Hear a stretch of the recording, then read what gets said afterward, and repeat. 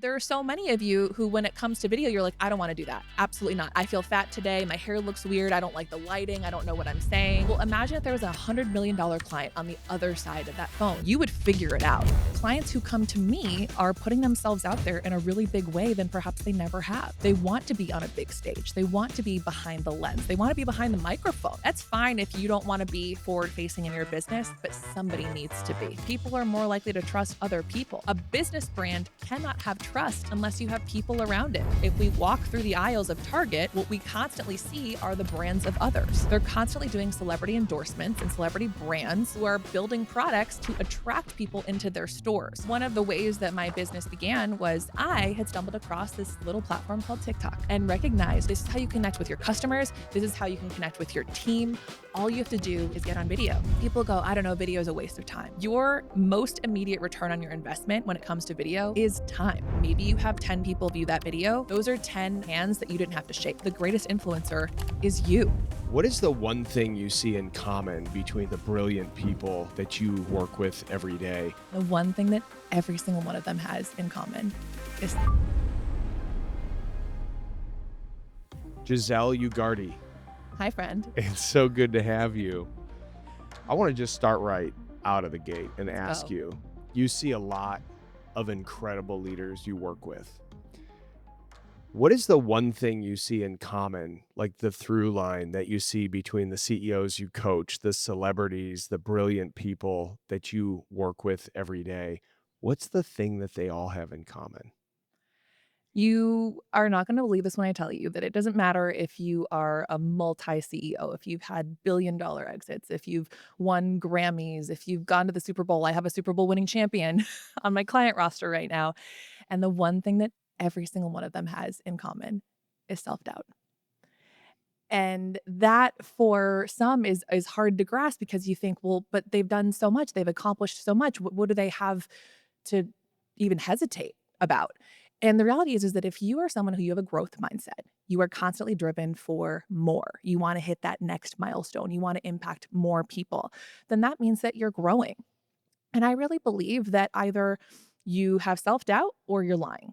You have self-doubt or you're not actually growing. You have self-doubt or you're complacent because chances are you're doing something that you've never done before or that has never been done before. And clients who come to me are putting themselves out there in a really big way than perhaps they never have. They want to be on a big stage. They want to be behind the lens. They want to be behind the microphone.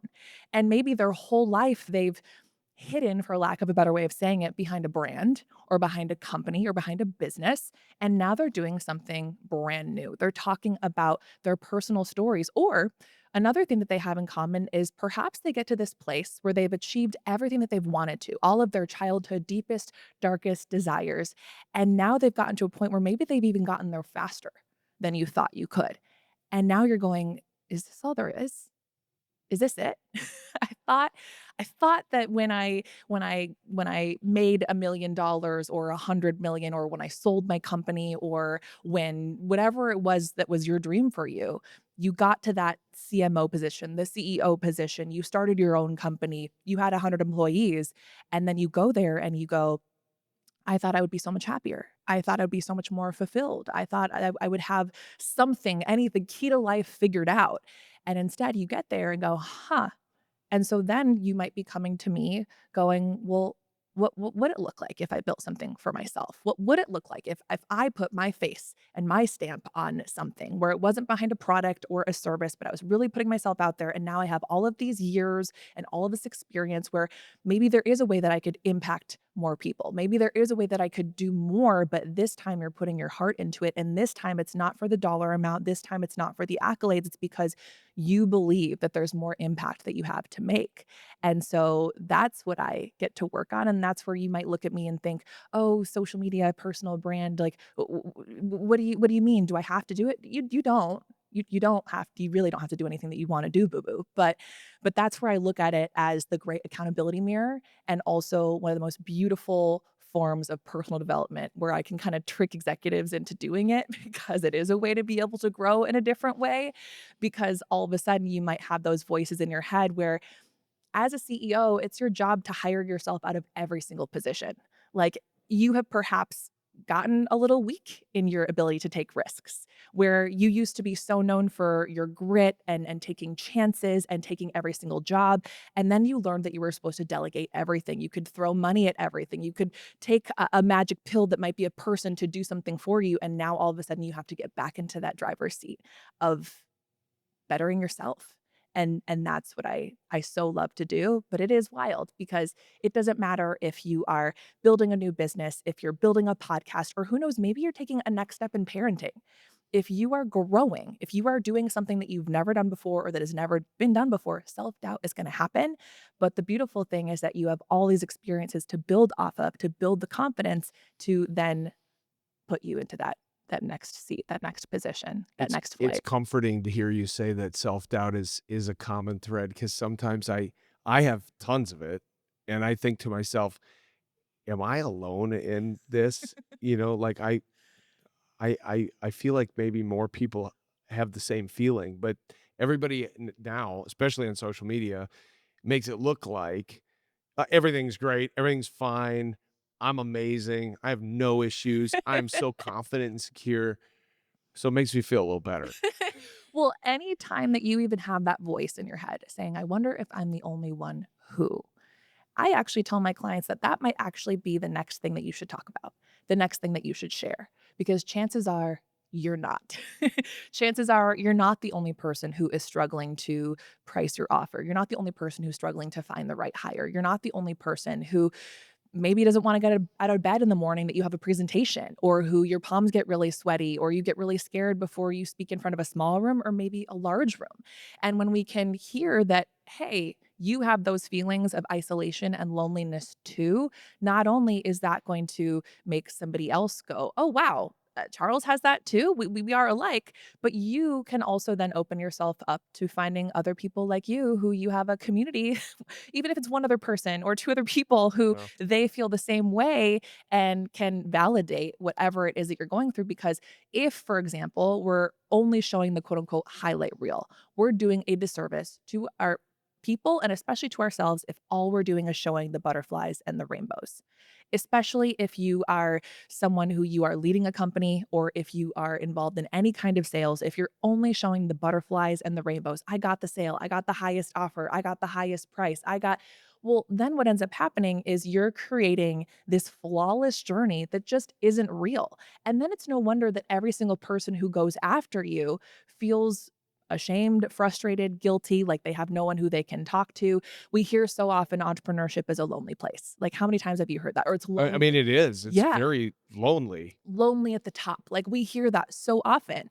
But when we really look back at it, it's because there were probably a lot of times early on in the journey where you didn't wanna ask for help because you had too much pride, or you didn't wanna talk about the struggle because you didn't want any of your clients to see weakness. And if anything, what we're recognizing is that when you share what in your mind might be quote unquote weakness or mistake, as long as you talk about the fact that you're wanting to find the problem, find the solution, or how you did find the solution, we end up getting more respect for you because then we see what you're like as a problem solver. And also, let's be honest, nobody trusts perfection anymore. You Mm. can't connect to perfection. And so when we can see just even a little bit of imperfection, there's just that camaraderie, that feeling of, "Oh, I can trust this person because no, it's not too good to be true. It is good." And also we recognize that to be great, you have to have fallen on your face at least a couple of times. And I also think that a lot of us need to reshape and reframe how we look at our social media feeds. Mm. Because when we even see someone who they're posting the quote unquote highlight reel, well, hold on a second, babe. Like, you are judging someone based off of one, maybe 60 seconds of time. You can't judge someone's whole life based off of 1 or 3 or 60 seconds of time. And maybe you see someone posting, their kids at the pumpkin patch and everyone's happy and everyone's smiling and you're like, "Oh, well, I know their marriage is falling apart." Okay, well, maybe in that moment, they were all smiling. That is actually real. And maybe we've all been in that situation. I mean, you have a whole bunch of kids where you're in that state of barely surviving, and you have to put your game face on for the meeting, or you still have to wake up the next day and put your pants on like everybody else. And that doesn't mean that just because your kid was up screaming until 4 a.m., that you're not happy, that you're not grateful, that you're not capable. But if anything, when we are so quick to judge others, it's really a mirror reflection back to ourselves or an indicator of, listen, if you're looking at Charles launching this podcast or anybody going, "Oh my gosh, like it's so cringe," or that's like, what are they doing? Are they lost? Are they confused? Are they well, what are you doing? What are you doing? If you're ever watching someone's videos going, "Oh, it's so cringe," or, "Oh, I don't wanna look like them," well, then don't look like them. But let's think about the fact that they're doing something, and I have so much more respect for someone who's actually doing something. I wanna collaborate with an object that's in motion, not one that's hiding behind the scenes, and I can't do that if I don't know that you exist. It's so good. It reminds me of when I was talking to Chris Lindahl and also Renee Rodriguez, and I asked them both about haters.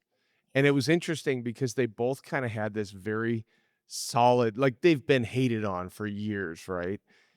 And their responses were so good, like, Chris and Renee are both like Renee says, "Haters give me good feedback that others won't give me." And I'm like, Mhm. "Oh my gosh, like, how long did it take you to get to that headspace?"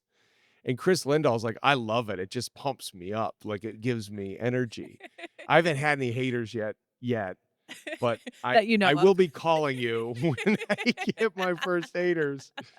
Okay, so when you say it's lonely at the top and CEOs really struggle with this, uh, how do we continue to elevate and grow and step up? Like, for example, when you get to a certain level of success as a CEO, as a Mhm, founder, whatever, you start building in these comforts to keep you kind of in this safe, comfortable place. And you get used to, oh, wow, I got to this place. I'm comfortable. I've built up all these defenses and comforts around me.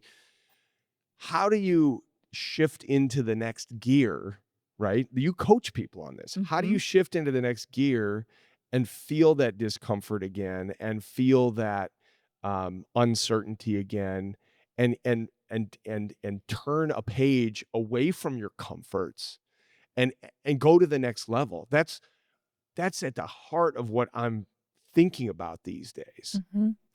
Well, the first question is really asking yourself if you want to go to the next level.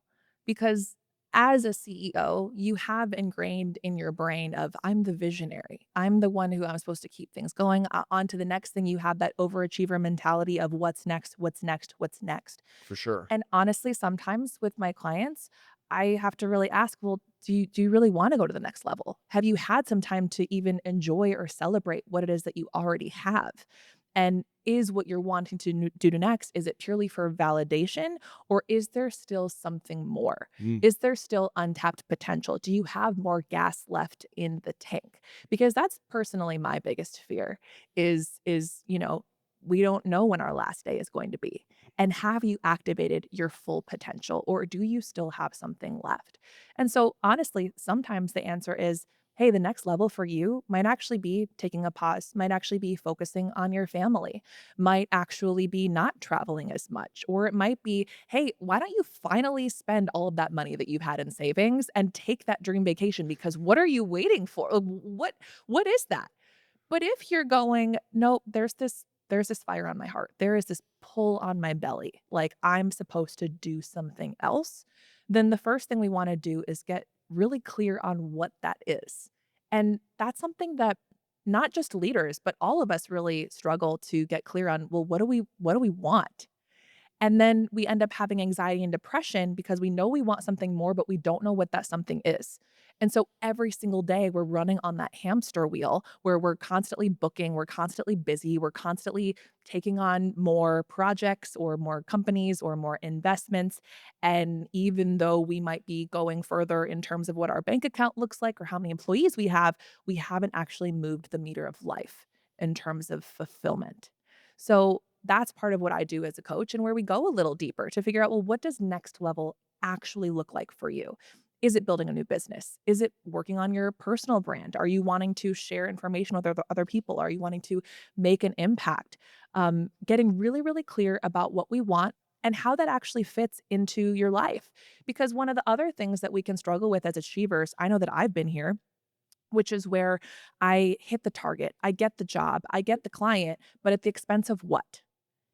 Because let's be honest, especially if you started a business in your 20s, that's gonna look really different from starting a business in your 40s and 50s, especially if you have kids now. Are the kids still in the house? Have they left the nest? Is your partner on board? Do you still even have a partner? Or are you recognizing that, oh, wow, I built this beautiful business. I couldn't keep a marriage. And am I going to repeat that pattern again? Mm. And that's just one of the ways that I look at things differently as a coach, where we really take a look at what is it that you want.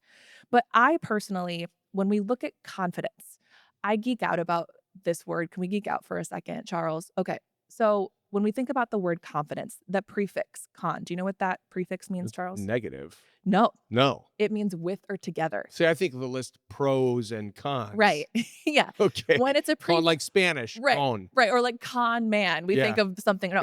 So con actually means with or together, and fid means faith.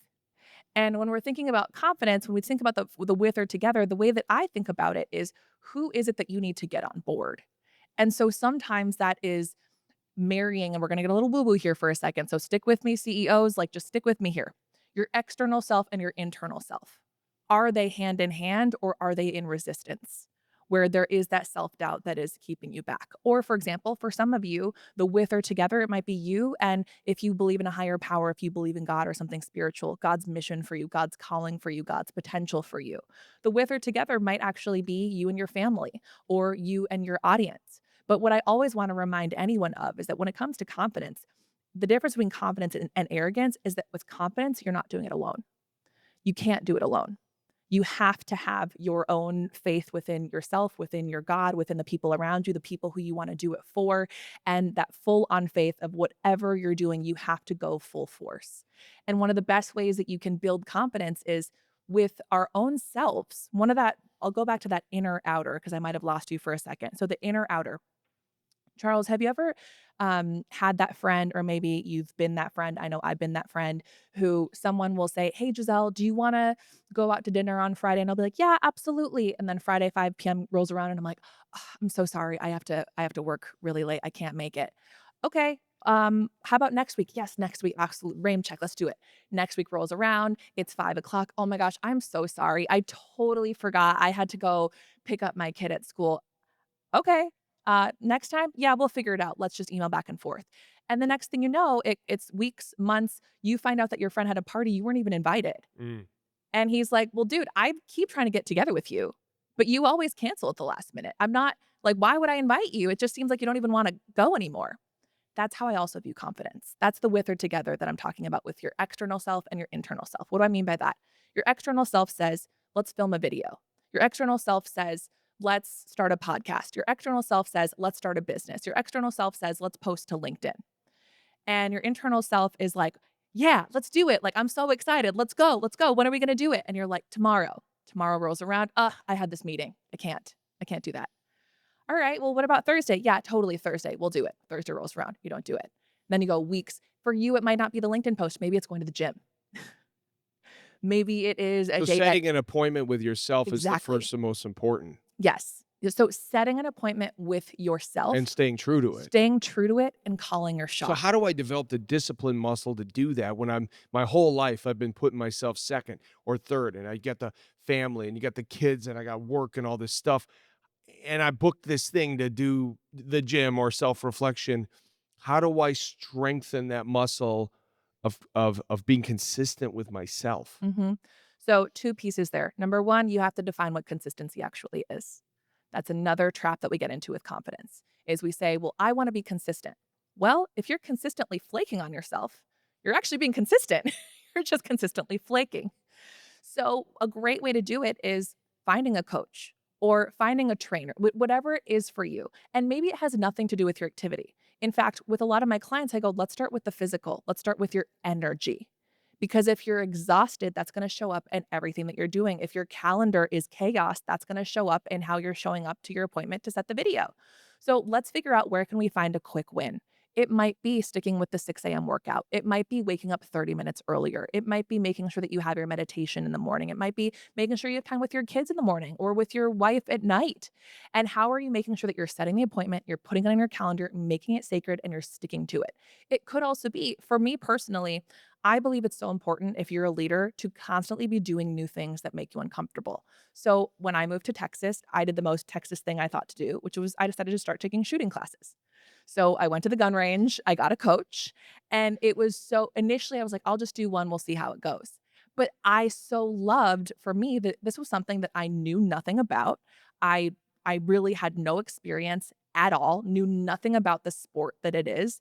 And oh my gosh, how wonderful it was to have this appointment on my calendar, to have somebody else telling me what to do. Because that's also something that we run into as leaders. We're constantly calling the shots. We need somebody else to tell us what to do. So, and then to have this challenge, this full brain body challenge that had to rewire my brain to remember it's okay to be new. It's okay to start again. And how much fun and fulfillment do you get when you hit a milestone that has nothing to do with money, nothing to do with your job, nothing to do with anybody else but you and your own desires, and you hit the target? For me, very much intended was the pun there. But when you have something, that's a quick win to go, I can do this. Now, how can I apply it to work? Or the way that I also challenge my clients specifically when it comes to video, personal brand is let's put it on your LinkedIn. Let's change your Instagram bio, which sounds so silly. But when I was 21 years old, coming out of college, I went to USC. It was my dream to be an entertainment news host. Fast forward, spoiler alert, I did end up doing that. I had a great career in TV. But coming out of college, I could not get a job for my life. Like it was all about going to the casting calls, having an agent, and so one of the things that I did, and I didn't understand it at the time, but now the science and the research, I know why this worked. I got on Instagram, I got on YouTube, and in my bio, I wrote TV host. Did I ever have anybody pay me, hire me, cast me to be on TV? No. However, I had a camera that I got on Craigslist and I was uploading videos on this tiny little platform called YouTube because at the time it was tiny. I had to tell people how to pronounce the word blog, which is blog, by the way. And so I was hosting on a camera. I was a TV Like, I'm host. a TV host. I am a TV host. But when I wrote it You were down, manifesting it. exactly. I wrote it down, I put it out publicly, and I began to step into it. My brain began to rewire itself as if I declared it for myself, as if I affirmed it for myself, as if I manifested it for myself, and I began to carry myself differently because I was putting myself out there in that way. So what would that look like for you as the CEO? Oftentimes, with a lot of my clients, it could be adding a title in your LinkedIn bio or in your LinkedIn headline that says speaker or professional speaker. You've spoken before. Maybe no one's paid you 10, 15, 20, $50,000 to do it. But I know as the leader of your company, you've spoken before. And perhaps even on a small podcast or a big one or what, it doesn't matter. Like you've probably spoken before. Or it could be podcast host for you. You don't need to have a number one podcast. You're doing the thing. Like you don't even have to have a set, Charles. Like we could have been in the green room, Oh, trust me, we tried that. I'm sure you I did. tried that, did I was like, "No, we need a set, we need a studio, this Yeah. is not working." You know, but it's still the you have a podcast, you're doing it. Yeah. Or it could be sharing with your community, whether your community is your internal team or externally on LinkedIn or on Instagram, saying, "Hey, show me the progress." So by that I mean, "Hey, I've decided I'm writing a book.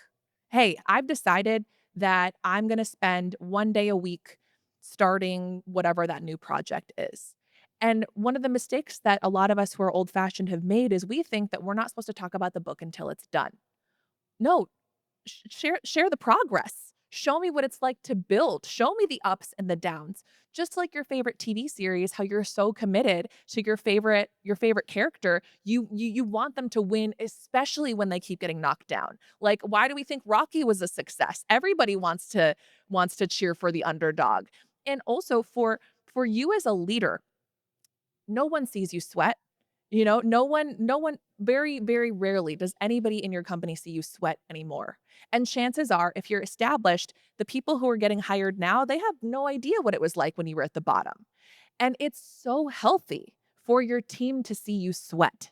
You think that it is something that is going to make you look incapable or weak. But if, for example, let's say personal brand is what you're wanting to build and you're thinking, "Oh my gosh, I have so many eyes on me now." Well, hold on a second. How are you going to tell your salespeople or your marketing people that they need to have personal brands yet you refuse? For you to be the example, you're going to have so much more respect for those who are doing what it is that you want to do, or you'll be able to hold each other accountable, or you'll be able to basically do the reps together. And that can be some of the healthiest elements of progress. And again, ways that you can create quick wins. Because for you to change your bio takes 2 seconds, takes $0. Chances are, as long as you have your LinkedIn login information, you can go and do that yourself.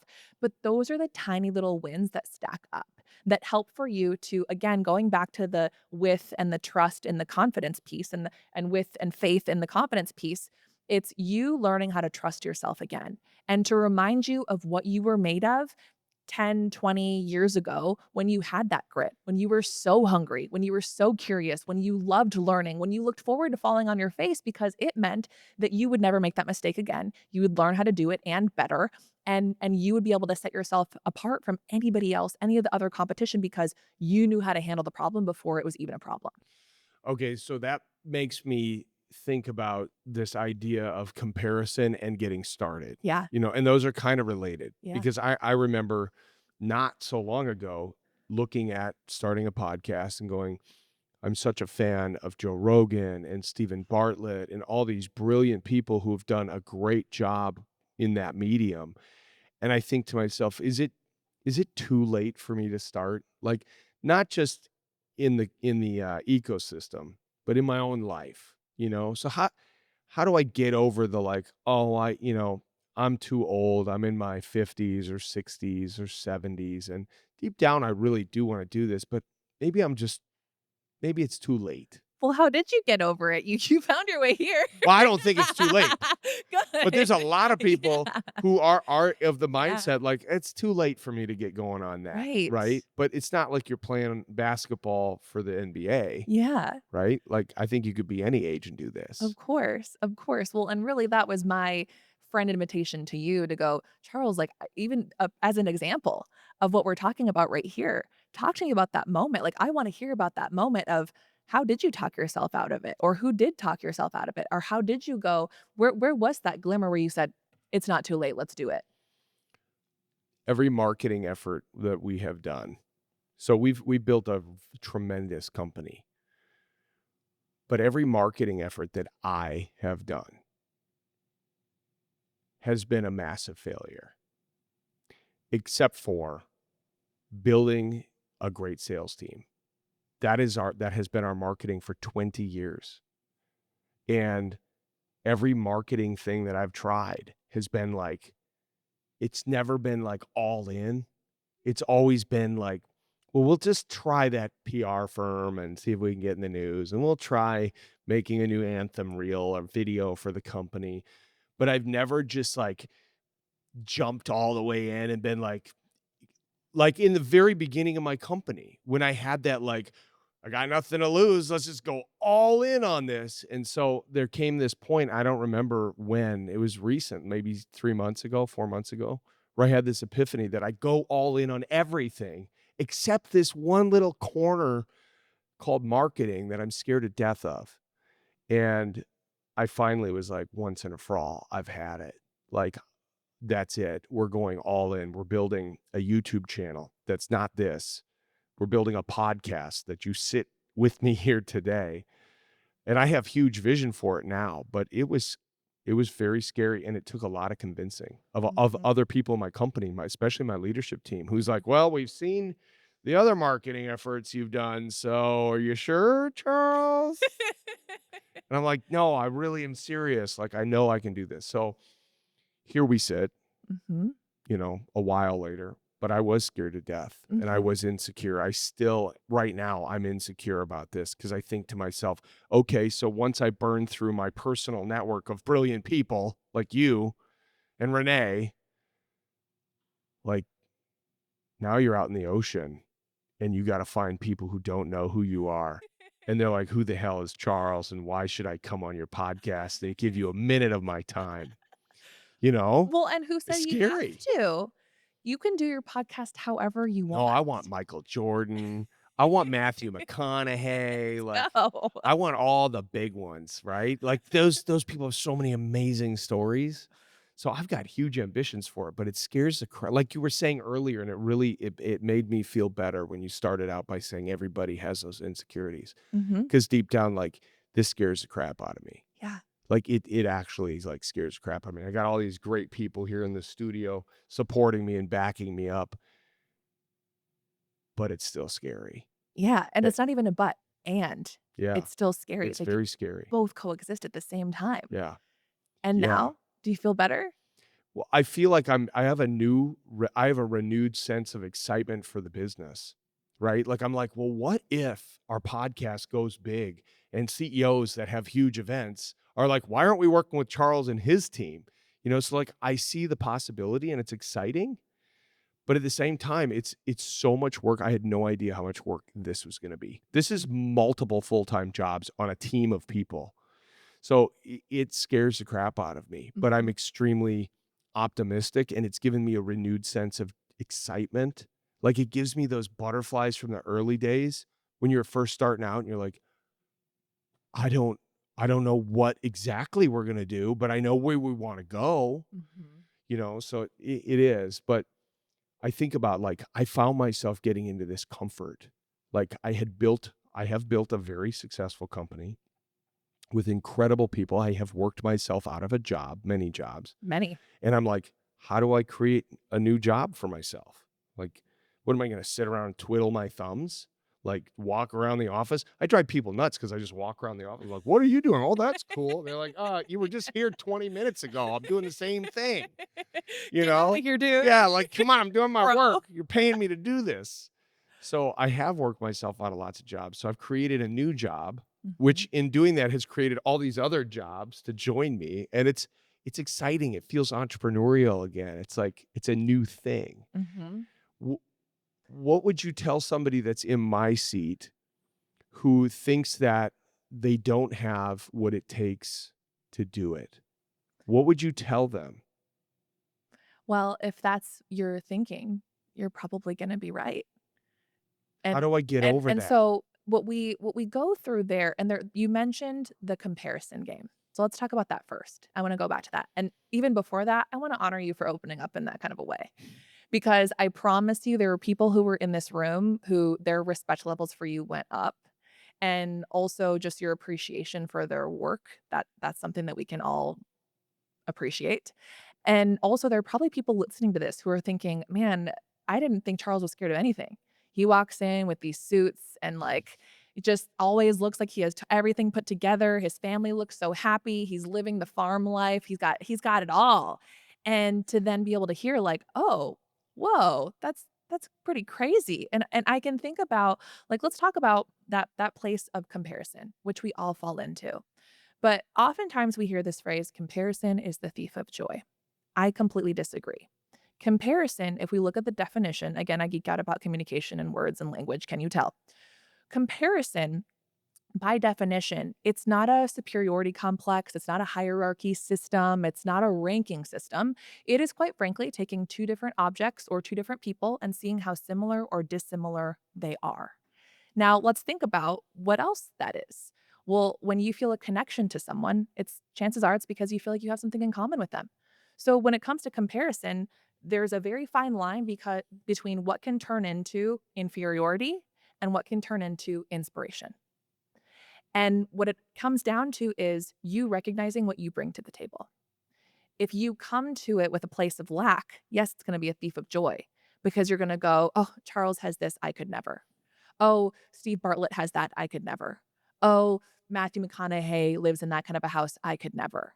Yeah, if you keep telling yourself that out loud and in your head, that's gonna rewire a neural pathway in your brain that doesn't even allow for you to identify opportunities. Versus if you come at it going, I have something, I don't know what, even if it's just my curiosity and my hunger for learning or this calling on my heart, this burning, where I feel like there's something here, and I might see you and go, "Well, Charles has it. Maybe because he has it, I can too." Maybe if I see that Sarah has it, well, I could see this as a competition, I could see this as us being so far apart, or maybe she could be my friend. I think about, one of the ways that we connected was when I moved to Minneapolis. I was on a morning radio show, and I didn't realize until that moment how rare it is for a female to headline a morning show and also how few females there are in radio. It's a lot of guys, like, it just is. And, there were so many people who wanted to pit me and there's another female co-host. She's not in the morning anymore, but she used to be Fallon. Yeah. She was on the Love Dave Ryan Fallon. show for years and years and years. And naturally, because you don't have a lot of women in this space, they pitted us against each other. Hmm. Or they would say things like, I like you so much better than Fallon. I mean, you can like me and you can like Fallon. It's not about who you like better than. And so what ended up happening was I at times felt like, well, I can't be friends with her, or I'm not supposed to like her, or she's my competition. Mm. Again, this is also where comparison goes. We see everybody as competition, and especially if you're a competitor or an overachiever, you see that. The reality is that the root of the word competition, I think it's Greek, is actually it's not again superiority ranking, it's inspiration. So when we're competing, it's actually meant to inspire in the same way that you see someone faster and you're thinking, well, wait, that they're more overweight than I am. I can, if they ran a marathon, I should be able to run a marathon. And so what I realized though, after hitting this place with Fallon was, hold on a second. There's maybe one other girl in this whole city who understands what it's like to wake up at 3, 4 o'clock in the morning and have to put your whole life on display. I can keep being by myself in this, or maybe I can reach out to her and maybe she can be my friend. And that too, Charles, is a practice. I have to rewire so many of my clients' brains to be social. It Mm. sounds so silly, but when you reach a certain stature, you're used to people coming to you. You're used to people being introduced to you. Hey, Charles, can you do me a favor? Hey, Charles, can I get this from you? Can I get this from you? Can you come to my Can you come to my event? event? Can you donate this? Can you invest in this? You're used to people asking you for things. So it sounds so silly, but confidence, I also believe, is a muscle. It's not a skill. And if, for example, it's been a really long time since you've given someone a compliment or since you've asked someone if they want to play with you, like we have to go to Playground 101, Charles, where it is, hold on, do we remember how to build organic, authentic relationships in person? The pandemic did not help too, Yeah. where we've had a lot of people who've And been it's socially hard to stupid. do that. It is really hard to make new friends, especially when you lead a company. I mean, I've had many times where she makes friends with somebody at the gym, some, girlfriend, and she's like, "We should do a double date." And I'm like, "Okay, well, I need to know who's the husband." Mhm. And, 90% of the time I'm like, "This isn't somebody that I would relate with. I would not be a good dinner." Right. That would not be interesting or fun. And it is hard to find those people, but then it's also hard to figure out how to connect with them. Absolutely. I selfishly, I joined a peer group called SOAR, and I have other CEOs in my roundtable. There's like 12 of us, and those have become my closest friends. Mhm. Like, they are people that get it. They're Yeah. people that know where I'm at. They've helped me solve issues. Yeah. Like, I could hang with them, all day. Totally. But it is hard to do that, to ask other people to connect with you. Well, and even thinking about that situation where maybe you are in a peer group or a mastermind, but again, your friends are being assigned to you. Yeah. They're in that space, they're already being vetted Yeah, for you. somebody did the work. Yeah, someone Yeah, else already somebody did did the the work, work. and so you haven't flexed that muscle, like, yes, it still takes a minute, and by the way, I hope this makes someone else feel less alone. Social anxiety, especially when it comes to events and conferences, very common amongst a lot of my clients, even the ones who they're speaking on stages regularly. I've experienced this myself too. When I'm on a stage, it's me by myself. I'm far away from the audience. But when I'm actually in the audience, even if I'm the speaker or especially when I'm not, that's a whole different level of confidence that I have to flex in being able to reach out to people, introduce myself to people. So something that you can do today and right now. If there are 5 people who are doing what you want to do, whatever that is, reach out to them. And we're not looking for anything here. This is truly a practice. It sounds so silly, but I want you to trust me. I want you to reach out to them, whether it's phone, text, email, whatever source you have, and simply say, hey, I want to let you know that I really, really admire your work. I know what you do is not easy. It's something that I've always had on my heart to do.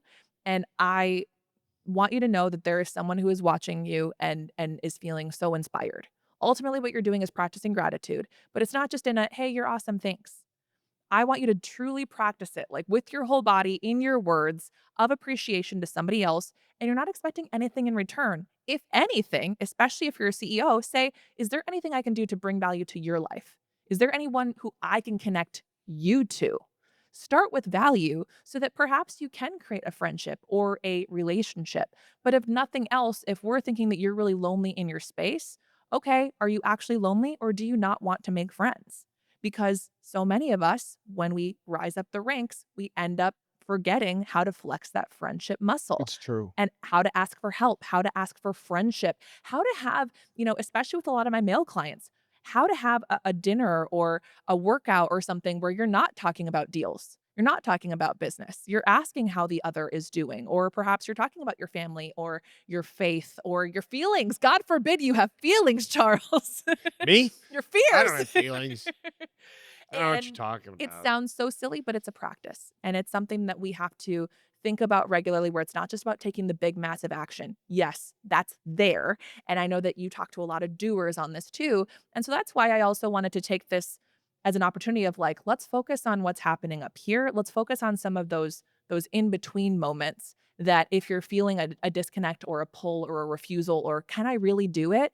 Yes, you can. And it starts with making tiny, meaningful changes, letting people in so that, for example, even this, you're not doing this all by yourself. On a day when you're not feeling that great, you have somebody else who is saying, like, okay, Charles, let's do it. Let's get it. Yeah. We got a new camera. We got a new guest. We got a new this. And Yeah. it's keeping the wheels going and it's creating for you accountability in a different way. Well, it reminds me of so for the longest time, I had trouble making a fit like a workout routine. You know, like you were saying earlier, there's always something to get in the way. There's, oh, it's easy to skip an hour-long workout, Yeah. right? And finally, I got to this point where I was like, what would it take to consistently do this? What would I need? And I came up with the idea that I needed somebody to hold me accountable and be there. So I hired a trainer. Mhm. And plenty of the people I know are like, "Why do you hire a trainer? Don't you know how to count to 12, Charles?" No, I don't. And it's like it's actually not that.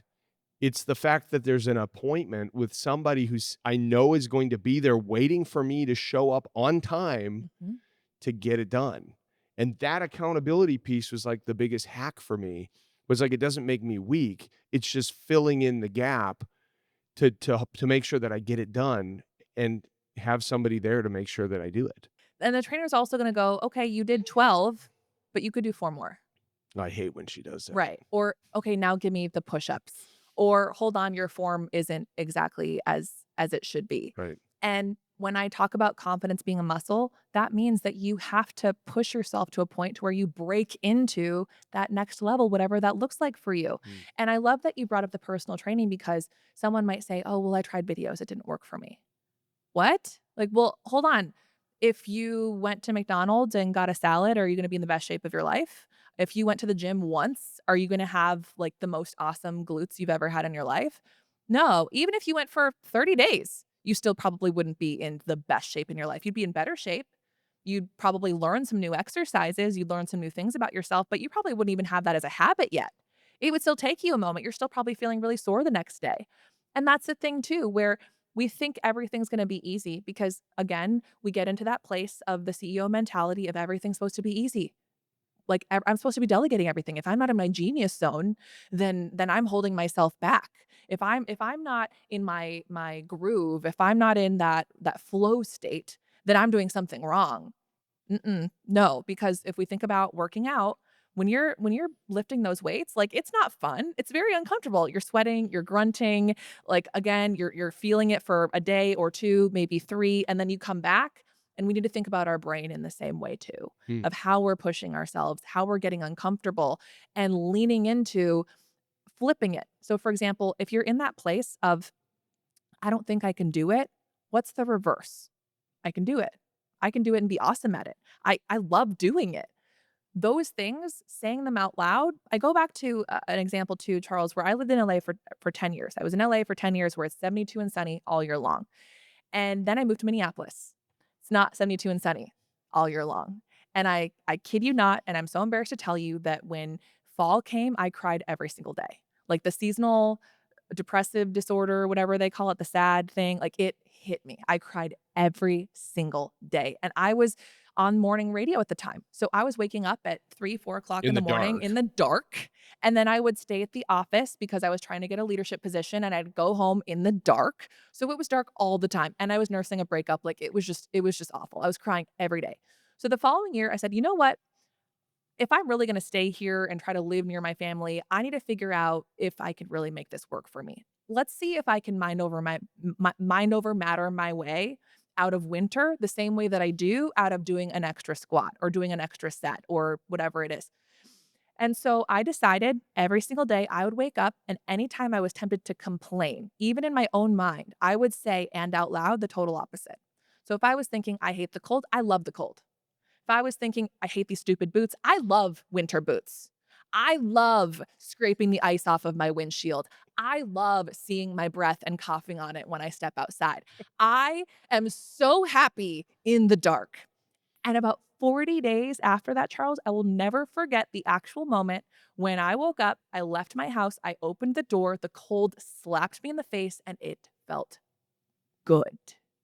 I felt So alive. you rewired your I brain. rewired my brain to falling in love with the cold and becoming the girl who goes for walks in the cold, who does the cold plunges, who does the cold showers.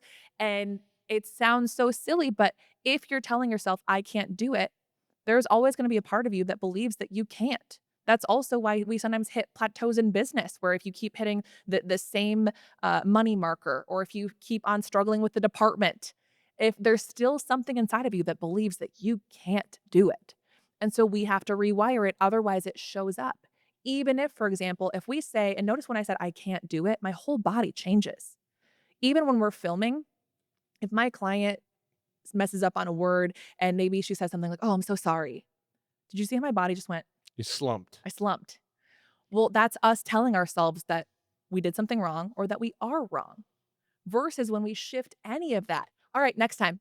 Another one, next cut, next cut. Keep the energy up, keep the energy alive. If there's any part of us that's holding us back, it starts in here and it pulls everything down. And we can feel that on the phone, we can see it on video. It shows up in every other area, which is also why I say when we work on those things, the confidence, the communication, the visibility, it also starts to show up in every other area of communication in your life. Okay, you brought something up that was really good there that I wanna hit on. Talking about using video to get better, Mhm. right? You just talked about a client using video, uh, as a leader sometimes, luckily, I don't have this issue, but so many leaders do, where they're like, "I don't like the camera. I don't wanna be on camera. Just leave me alone." But you were talking about it in the green room around using it as a tool to build confidence and to learn about yourself. Mhm. Tell me more about that. Mhm. It is the great accountability mirror. So, probably around the time that we met, I was battling an autoimmune condition where I had hives all over my body for Mm, months, chronic hives. We're talking sounds hives, horrible. the top of my head to the bottom of my feet, every single crevice and crease of my body. And I went to the ER multiple times. I went to the allergist. I went to the dermatologist. I went to so many different doctors, and no one could give me an explanation other than a fancy word used to describe, quite frankly, chronic hives. And they said, "Well, you're just gonna have to wait it out." And I'm thinking, wait it out for how long? What do you a weekend, a week, a month? They're like, we don't know. And so a week went by, a month went by, and at the time I was very active on social media. So my remedy was, well, let me just put some filters on and let me just face tune and make my waist a little bit smaller. No one will be able to know. Supposedly this is going to go away soon, and then everything will be better. But then one day I had a friend who took a picture of me, and I looked at the picture and I was like, who is that? Who is that? Because what I did not realize was how much self-soothing and numbing I was doing. I was eating, I was drinking, I would take Benadryl to go to sleep and then something else in the morning just to get me through the day. I couldn't even hug someone, Charles, without it triggering hives. Like, it was as though I was allergic to touch. And you know I'm a hugger. So this was torture for me. Like, I had never felt more alone. But what I saw when I saw that picture and then the video that was attached was, "Oh my gosh, Giselle, you're really sick. Like, you're really, really sick." I had gained about 40 pounds in about 3 months. Oh my. I couldn't even recognize myself when I looked in the mirror, but I would hide behind these filters, or I would hide out of photos and videos entirely, thinking that something was gonna change, and that for me was a moment where I went, "Oh my gosh, I something I need to do something, anything." But it also made me realize how sick I was mentally, where I really thought that filters could somehow it would somehow, like, make me lose the weight. Because that's the thing, like, we don't think that filters are that deep, and I know that you have a lot of men who are listening, but I totally believe that this relates to them too, and the women, because typically when we hear filters, we think about a lot of women. But even if you're not using the camera filters, think about what filters are you using in your life to hide. Some of you are hiding behind your brand. Some of you are hiding behind your wardrobe. Some of you are hiding by not getting on camera, where you're saying, I don't like the video. Well, let's be honest. Chances are there's something about yourself that you don't like either. And if you want to keep living that way, you totally can't. Like I always say, you don't have to do anything you don't want to do. Like, why do I have to build a personal brand? You don't. Honestly, you don't. You don't have to do anything that you don't actually want to do. However, if you're someone who you are dedicated to being and doing better, you want to inspire other people, you believe that you have value to share, and you maybe don't want people to make the same mistakes that you've made in the past, or you want someone to learn from what you've been willing to do, then this could be something that for you really helps you to take a look at the mirror of your insecurities. And what I learned in that particular season of my life, Charles, a few things. Number one, it turns out confidence is not about the absence of insecurity, it's the embracement of them. And when you can own your insecurities, for me at the time, it was my weight. It was also my skin and the texture at the time, amongst so many other things, my lack of experience. But when you can learn to own your insecurities, it's a lot harder for anybody else to use them against you, especially those voices in your head telling you that you can't. I also, in that season, that's when I had this spark of, I think I want to be a professional speaker. I think I have a story to share. I think there's something more here, and I don't know what it is. And prior to that, I had just opened up for Gary Vee. That was my first paid speaking gig, and so I thought I could be on fire. And at that point in time, I was in the best shape of my life. I had a really great job, and all of a sudden, I thought that because I had gained the weight or because I looked how I did, that I wasn't qualified to be able to pursue what I was doing. I also didn't have a ton of energy. Well, then I realized, like, I don't even know what this condition is. I don't know if it's and then the pandemic happened. I don't know if we're gonna die tomorrow. So I can wait until I lose the weight, or why don't I start pursuing this now? And when people see me on stage now, they think, "Oh, this is you because you lost the weight," or "This is you because you are in shape," or "This is you because you're young." No, this is me because I learned how to show up on the darkest, hardest, unfittest, unhealthiest days of my life, and what I learned about myself in the process. When I'm going to the gym, I'm not trying to be skinny anymore. What I was thinking about in that moment was, one of these days, I want to have the endurance and the stamina to be able to lead multi-day conferences and have the energy to move people for days. Like, that's what I was thinking of. And I still do. When I'm running on the treadmill at Barry's, I have no desire to run a marathon. Like, I could not care less. I'm thinking about, I don't want to stop because I want to be thinking about, if I'm hopping through the crowd and I'm dancing through the crowd, I don't want to be the one huffing and puffing. I want to be the one who people are going like, how does she have so much energy? And I'm like, I didn't even have caffeine this morning. This is just me. And so all of that to say, for you, if you think that there's something more in you, or perhaps you don't even realize what's holding you back, video and the camera has been one of the greatest blind spot amplifiers for my clients to recognize, like, oh, actually, it turns out that even though you say that you don't care what anybody thinks, most of the time, someone who says, I don't care what anybody thinks, they're the ones who care the most. Really? So how do I use video and these tools? How do I get started? Well, do you have one of these Yeah, anywhere? I do. I do. You want me to grab my phone? Yeah, Let yeah, me you get my totally phone. can. Okay. Well, one of the ways that my business began was, at the time I was working for an advertising agency. You were my client. And as you know, the pandemic happened. And all of a sudden, we had so many budgets that were cut or became non-existent. And also our production team became unavailable. We couldn't really help you. And I had stumbled across this little platform called TikTok and recognized, wait a minute, this is totally what YouTube was 10 years ago. I'm not going to miss my opportunity You're this like, this time. is the start. This is it. Okay. This is it. The pandemic happened and I got so calm. Like, Mm. I just felt like I know what we can do. I totally know what we can do. And I went to so many of our clients and even began making content of, hey, listen, this is how you connect with your customers. This is how you can connect with your team. All you have to do is get on video.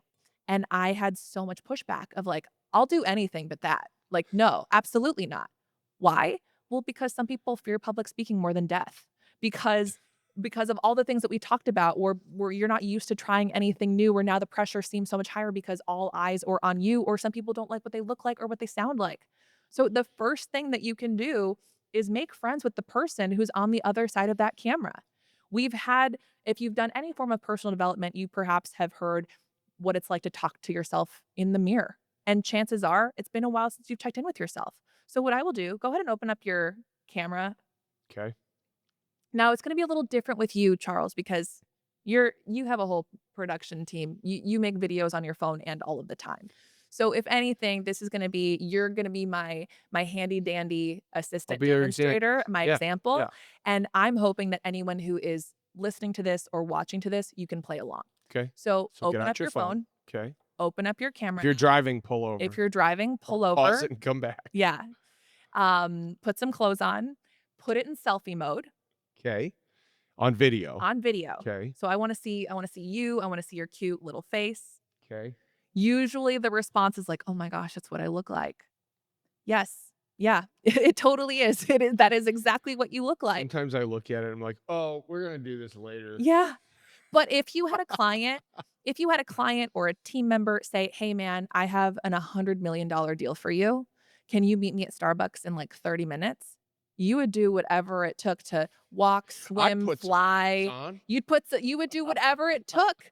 However, there are so many of you who, when it comes to video, you're like, "I don't wanna do that. Mm. Absolutely not. I feel fat today. My hair looks weird. I don't like the lighting. I don't know what I'm saying." Well, imagine if there was a $100 million client on the other side of that phone. Mhm. You would figure it out. Yeah, you would. And so let's create that urgency. So first things first, go ahead and hit the record button. Okay. Take a look at yourself in the eye, Okay. and repeat after me. Okay. This is what you look like. This is what you look like. This is what you sound like. This is what you sound like. And thank goodness for that, And thank goodness for that. because nobody looks like you. Because nobody looks like you. Nobody sounds like you. Nobody sounds like you. And nobody takes care of your people And nobody takes care of your people like you do. like you do. This is your day one. This is your day one. This is your accountability. This is your accountability. You know what you need to do, You know what you need to do. and this is your sign to do it. And this is your sign to do it. I can't wait to look back on this moment I can't wait to look back on this moment and see how far you've come. and see how far you've come. But first, But first, I'm so thankful for you. I'm so thankful for you. I'm so proud of you. I'm so proud of you. No, really, I'm so proud of you. No, I'm serious. Okay. I'm proud of you. Never ever forget that. Never forget that. I got you. I got you. Go ahead and hit the record button. So I'm going to stop recording. You're gonna stop recording. Okay. How is that for you? It's awesome. I actually have this dual capture feature. Look at that. Oh my gosh, you got the fancy one. Well, that's on the new iPhone 17, so I can record both of us. There at the you same time. go. At Cool, the huh? same So time. I did record that. I don't know. I mean, that was cool. I mean, I think that that I think that those things we don't say to ourselves enough. Mhm. I actually think that we're way too mean to ourselves. We're like really mean to ourselves. Mhm. And those things feel weird actually when you say nice things to yourself. It actually felt a little weird. Yeah. Like I don't know, that's not true, is it? Like I don't know, I kind of felt like that, Yeah. right? And that again is that great accountability mirror where it's like, "Oh, whoa, maybe I haven't looked at myself in a really long time," or Yeah. maybe I've never told myself how proud I am. With Yeah. a lot of my male clients, something I hear often is, I tell my kids every single day how much I love them, how grateful I am for them, how proud I am of them, but I've Yep. never said that to myself before. Yeah, it's like you do you want to be saying that to yourself? Yes, but does it feel weird? Yeah, it feels really out of place. Like I Mhm. don't feel like I should be that nice to myself. Do you know what I mean? Yeah. When you gotta be your biggest cheerleader, especially when you're doing that thing that you've never done, has never been done, Yeah. like, you need to be that number one. How do you get excited to do something that you don't wanna do? You need to excite yourself. So what do you tell somebody when they're like, "That's a little narcissistic of you, isn't it, to pat yourself on the back like that?" It only is if you're only caring about yourself. But if you're listening to this, chances are you care about other people. You wanna leave a mark on the world. You wanna impact others. You wanna provide jobs for other Yeah. people. And so, no, it's not about you. One of the things that you, asked me about when we were in the green room was you asked me what influence is Yeah. to me. Yeah. And I really believe that many people think that influence is about how many people know you. I actually believe that it has more to do with how many people believe that you know them. Okay, that's interesting. What do you And, mean? well, for example, you could have a whole ton of followers. Doesn't mean that you're going to influence. You could also have, a whole bunch of people who look up to you, but they don't actually do anything. They don't actually move. And I believe that where there's a disconnect is it's not just about how many billboards you're on or how many followers you have or how much money you have. It's, do the people who are following you genuinely believe that you understand them to some level? Do you, when they watch your content, can they see themselves in you? Can they see someone who they love in you? They see someone who they aspire to be in you? Or are you someone who you're just doing a service for them? And quite frankly, once you're done giving them the knowledge or the dopamine, or if your account got hacked or if you just threw it all away tomorrow, they're not going to miss you versus the ones who they really felt like, wow, Charles spoke directly into my soul. Or I get a lot, I felt like you were reading my mind. And it's actually I joke about this where I committed earlier this year to reading the Bible. I'd never done that in its entirety before. Cool. And I've been joking because I'm totally serious that it is one of the greatest marketing manuals of all time. Because let's be real, Jesus had 12 followers. One betrayed him. He is the greatest selling Marketer in the world. I of mean, you're all talking time. billions, Right. billions of customers. Yes. And one of the things that he talks about in the book of John, where I say this is the greatest marketing lesson of all time, we talk about influence. When he talks about why the sheep follow him, it's because they know I know them, therefore they follow me. And following isn't just about followers, it's about actually moving in the same direction. And that's how you create community. That's how you create traction. That's how you create collective. So that's why I believe when I'm talking about personal brand, when I'm talking about video, yes, I want you to be really authentic to yourself. But when we're talking about confidence, and the difference between confidence and arrogance is that confidence, you have something bigger than just you. You're with or together with a mission, with a purpose, with your faith. And that's what's moving you into that direction so that you have people who genuinely believe that person cares about me. Yeah. That person understands my struggle. That person knows what it is to go through what I'm going through. And because I see them going through that, I trust them all the more. You talked about your own personal fears doing this podcast earlier. That's going to be something that for someone to go, oh, wow, I thought Charles was this person who had it all together, but maybe he actually does understand what it's Oh, like. I definitely don't have it all together. Okay, so You don't? so when someone's a leader, a CEO, founder, and they're getting going with this stuff, I think the deepest question, and I still have this question Yeah. right now, is how do I make this benefit my main business? Mm, Right? How does, and I'm not just talking the podcast or whatever, but yeah. how does doing the online thing help me make my business stronger, bigger, better, win more deals, make more relationships, whatever? Mhm. How can I make it make sense? Well, ultimately, you're getting in front of more people. And when you're getting in front of more people, that's more people learning who you are, learning who the business is. But you already did one of the greatest things, which was you got the rest of your team on board. One of the worst things that you can do is to take this project and go, well, I know it's going to work. So I'm going to do it. So I'm going to hire you, and you. You're going to do exactly what I'm going to say. And then what ends up happening is you have a whole bunch of people going in different directions and they feel like you're trying to actually sabotage the whole business. It's one of the curses of the visionary, thinking that you need to do too many things at once. And that can sabotage your business. Totally. You need to make sure that you are on the same page with your team. And there might be people who need convincing. Totally makes sense. But if you go forward with it, it's making sure that they know that you do have their best interest at hand. And that's where I also believe it's important to make sure that in your content, you're not just talking about you. You're also talking about the team that you've built, the work that you do, the transformations that you've created, the people who you want to help, the impact that you want to make, the charities that you partner with. It's showing a whole picture of a human and not just one. Unfortunately, what happens is that when we think about personal brand as like a totally different business, that's when we run into people thinking, oh, well, should I have two different profiles? Should I have like an IdeCom Charles and then like a Charles Van Eyde over here or something? Like, no, it's all you. Mm. But what I think about is if I'm typing into LinkedIn or I'm typing into Instagram and maybe I'm typing in IdeCom, well, IdeCom's probably gonna show up, but even better if not only does IdeCom show up, but I have a whole bunch of people that are also recommended. People are more likely to trust other people.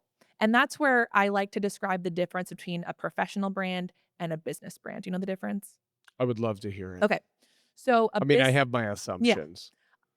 So what's the difference between a professional brand and a business brand? What's the difference between a personal brand and a business brand? A business is where you go to work. It is a place where you go to work. It's something that you could scale, it's something that you could sell. However, a personal brand or a professional brand, that's the person who goes to work. A business brand cannot have trust unless you have people around it. Even when we're thinking about Target. All right, I might not know who the CEO of Target is, or he might not have a big personal brand. However, if we walk through the aisles of Target, what we constantly see are the brands of others. They're constantly doing celebrity endorsements and celebrity brands who are building products to attract people into their stores. Or they even have the brand of the Target mom, the red shirt and the khakis, even the bulldog, the bullseye dog. And so what you want to be thinking about is okay, um, a way to build more trust is by adding more humans to the collective of what the brand is. And then what ends up happening is not only do you have the marketing and the advertising efforts of that business brand, but if you have other voices that are talking about the stories of the brand, then that's more people who are talking about your business. And maybe they stay with your business forever, but also maybe they move on to other things. But if you're giving them permission to take ownership of their personal brand, to talk about their clients, their experiences within whatever reason. It's so important to have a policy in place and confidentiality and whatnot. But if you have more people talking about your business, whether it's a client, a customer, a team member, a trainer, what's wrong with that? Like that's how you help. So you're saying we don't follow businesses, we follow people. We do. Right. We do. Yeah, And if we Maha follow talked about that. And if we follow a business, it's because that business has a human attached to it. Even when we think about Flow from Progressive, Progressive has a voice, or the gecko from Geico. We think about those different types of people. And where you might think that the greatest asset to your business might be a celebrity endorsement or an influencer endorsement, those could totally be awesome. And also the greatest influencer is you, because you actually know what's going on in the business versus just a hired person who talks about the product. And the product is very valuable, absolutely. But you have more and more people who are more willing to buy when they know the mission of the business, or when they know the people behind it, or when there is a personal brand attached. Also, interestingly, Charles, there's been a lot of research lately that shows that occupations that take the most trust, people are more likely to consume, make the appointment, buy from that person if they have a personal brand. So I'm not just talking about like real estate So, agents like, or podcast doctors. hosts, "Oh, that doctors, doctor has a podcast. I lawyers. know he's good." Absolutely. Now, is that always true? No. However, perception is everything, and perception is just simply the reality. So that's fine if you don't want to be forward facing in your business, but somebody needs to be. You need to create that, not just a persona, the person, the people, the humans behind your brand. That's so interesting because I have so many entrepreneur friends that are, they're of the mindset, "Well, I like to be behind the scenes and have anonymity." I said that. Did I say that right? Yeah. Uh, I don't wanna be known. I don't want my face out there. I don't want people knowing who I am. You're crazy, Charles. Why would you want your face all over the place? And I'm like, I don't know. Honestly, I'm really bad at answering that question. I do not I I hope it helps us grow our company, yeah. and I'm willing to do it. You don't have to. That's the thing. Like, you really don't have to. You don't have to do anything you want to do. The question is, what do you want to do with your business? And if you want your business to grow in a certain way, then you need to decide, okay, how are we going to get there? And is it going to take time, or is it going to take money? And if it is going to take time, is it going to take more money to be able to amplify Yeah. that time? And Well, I I can think answer that right now. It's right. time and It's money and time. a lot of both. Yeah. But it's important that you have your goals set so that they're clear, so that you really understand what a measure of indicator of success is. Mm. So, for example, you might think that the success marker is views or followers. Views and followers are great. However, if it's not actually converting into business, well, then we're missing something So here. you're saying Where's the target the conversion point? audience. Have a target. And here's the thing too.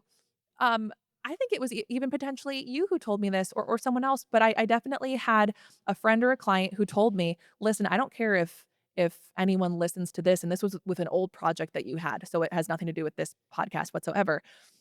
If it was you, I can't remember. But I remember he was saying, I don't care if nobody watches this. I just know that it's a lot easier for me to reach out to a CEO to get them to talk to me about themselves.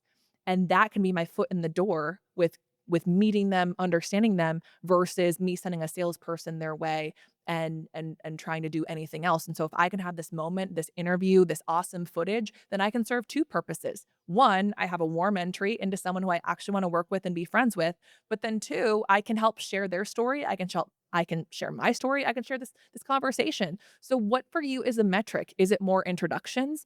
Is it more conversions? For you, you have a very high ticket item. Very. 99% of the world cannot buy from you. So it would be unrealistic for you to think that you're going to get 100 new clients from every single podcast. Man, wouldn't that However, be great though? but wouldn't it be great? But not right away. Not tomorrow. Okay. Not right away. Slowly over time. Right. But for you, and especially at the beginning, maybe it's, hey, how can we be more efficient with our time? How can we really iron out the guest booking strategy or the green room strategy? How can we make sure that we're getting the right cameras, that we're optimizing the editing time, that making the short form content doesn't take us a whole week. We can do it in 2 hours. It's not going to do 2 hours. Don't worry. I'm being She's sympathetic looking towards at that. the editing And I'm team like, right guys, now. take your time, make it pretty. But what are some metrics that are both meaningful and also measurable? Meaningful is you getting through this and going, I felt really good. Like I felt really, really good about that. I felt like the conversation was really easy. The questions were really easy. Or maybe you start to figure out, you know what? That guest was really awesome, but not awesome for us. Hmm. Maybe we need more of this type of a Well, and guest. Stephen Bartlett talks about that a lot. I reference him a lot because I'm Yeah. like his biggest fan in the world. But he talks about how he has recorded plenty of podcasts that never see the light of day Mhm. because he looks at it against all the greatness that they've done and is like, it's just not hitting the mark. Mhm. And it's like, and he's like, you have to be okay with that. Yes. This one will definitely make the light of day. Don't worry. Let's do it. I'm in whatever you need. I'm totally here. And so and again, always bring it back to the company or the lesson. If you're worried about, well, how do I bring it back to the company? How do I bring it into something measurable? Okay, well, let's think about how can we can make sure that there's content involved, content attached to what it is that we ultimately do. People understand why it is that I'm sitting in this chair. Yeah. But when people can trust the leader of the company, then that's one more way that it's going to be easier to trust the rest of the company. And you being more out there on video, that time, that, in my opinion, where people go, I don't know, video is a waste of time, or I don't have time to make video. Your most immediate return on your investment when it comes to video is time, because that's where maybe you have 10 people view that video, maybe you have 5, maybe you have 100. Those are 10, 100 hands that you didn't have to shake, because maybe all they did was scroll past you and they saw your face. Okay, that's a handshake. Maybe they watched half of that short form video. Okay, that's you introducing yourself at a party. And again, you didn't have to leave your house. Maybe they watched the whole video. That's you getting along with someone and telling them a joke, and all of a sudden you're memorable and they want to go home and find you on Instagram. Maybe they watched the whole freaking podcast. You basically just hung out. Like you basically just hung out. And that's hours So you're of saying it's a form friendship. of leverage It's 1000% a form of leverage and of your learning time. how to manage your time. So 5 minutes of video recording could be 5,000 minutes of interaction. Yes, even if, for example, it took 3 hours, 6 hours, 10 hours to edit, well, that could easily be 100 Yeah, hours. it could be millions of hours depending Mhm, on who you are. mhm. And that's one of the places where it makes a lot of sense. Even if you're not posting every single day, multiple times a day, okay, let's start with 1. Yeah. Let's start with 1 a week. Okay, first of all, you're coming back because I think we could talk for like 4 more hours. This is What time amazing. is it? Is it Yeah, dinner yeah, yet? yeah. But before we go, I wanna ask you one very important question. What do you wanna be remembered for? Oh my goodness.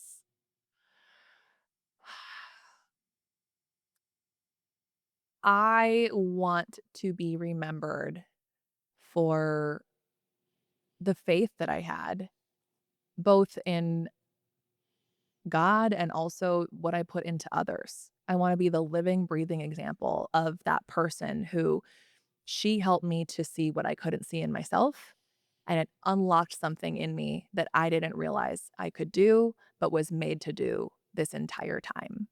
And you don't have to believe in what I believe in. I joke you can believe in God, you can believe in puppies. However, I don't think it's any coincidence that dog is God spelled backwards, but that's a whole different story. But I really believe every single one of us was put on this earth to do something amazing. And if there is even the tiniest part of you that believes that you're made for more, or that in this really difficult time you should keep going, lean into that. Lean into that spark, and I hope that I can be a glimmer of light that keeps you going. I'm confident you will be remembered that way. Thank you. I appreciate you, friend. Thanks Grateful for for you. coming on. Thank you. I'm grateful for you. This was amazing. I Yeah, can't wait. We're gonna have you back. This let's is go. great. Let's We're do gonna it. do it again. Let's do it. All right, Giselle, thank you.